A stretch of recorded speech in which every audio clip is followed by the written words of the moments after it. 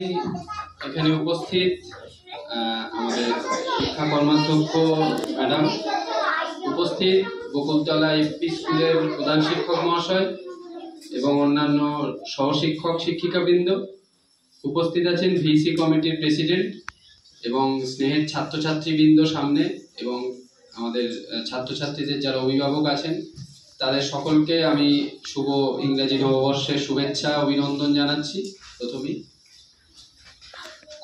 প্রথমেই বলবো যে খুব ভালো লাগছে যে আজকের এই বছরের একেবারে শুরুতেই এই শিক্ষার্থীদের মাঝে আসতে পেরে আমি বিশেষভাবে একটা মানসিকভাবে উৎফুল্ল বোধ করছি।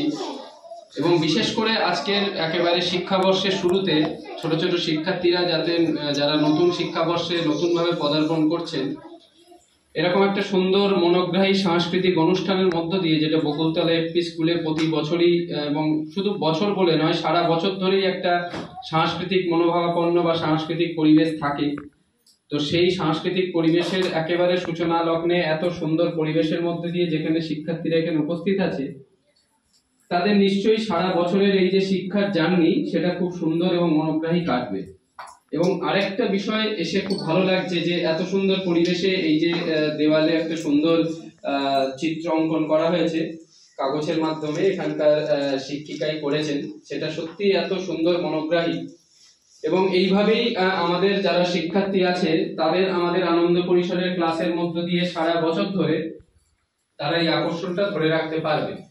এই যে বিদ্যালয়ের একটা প্রয়াস, এটাকে আমি অবশ্যই সাধুবাদ জানাচ্ছি।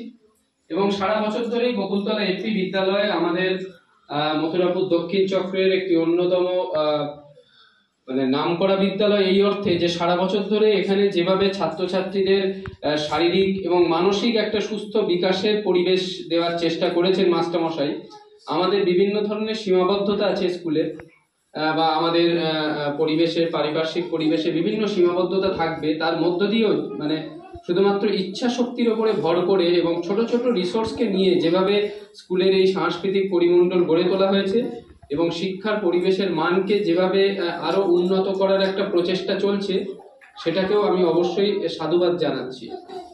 এবং আমি এর আগেও যখন গত বছর এসেছিলাম তখনও বলেছিলাম যে বছরের শুরুতে যখন এইভাবে একটা সাংস্কৃতিক পরিমণ্ডলের মধ্যে দিয়ে একটা স্কুলের জার্নি শুরু হয়, তখন শিক্ষার্থীদের মধ্যেও স্কুলের প্রতি একটা ভালোবাসা তৈরি হয় এবং সারা বছর ধরে স্কুলে আসার যে আকর্ষণ সেটাও কিন্তু সারা বছর তৈরি হয়।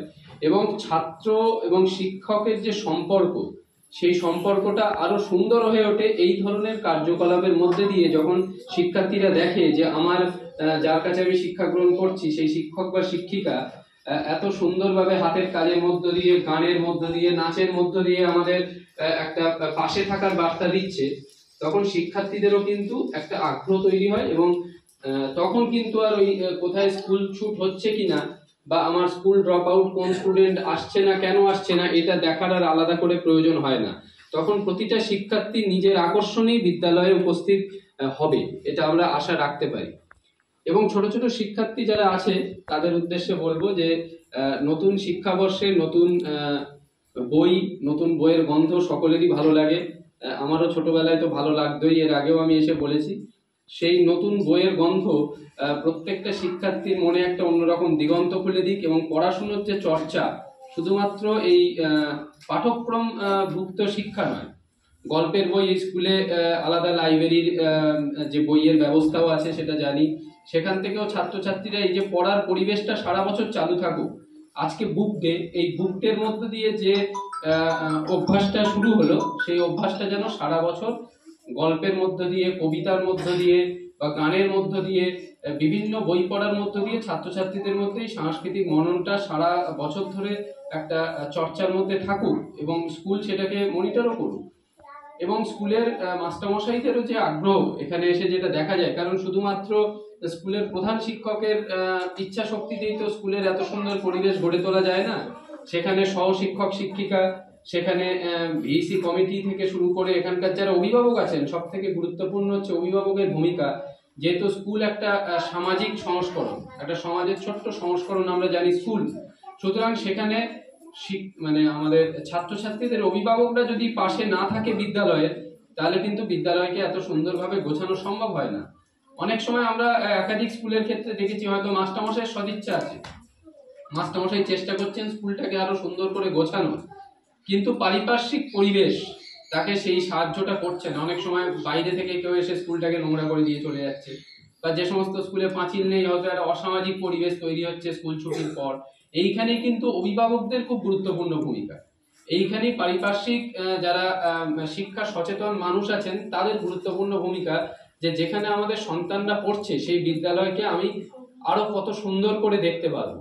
ফলে অভিভাবক থেকে শুরু করে, শিক্ষক থেকে শুরু করে, ছাত্রছাত্রী থেকে শুরু করে প্রত্যেককে নিয়ে, প্রত্যেকের সহযোগিতায় স্কুল আরো ভালো জায়গায় যাবে ভবিষ্যতে, আমি এই আশা রাখবো।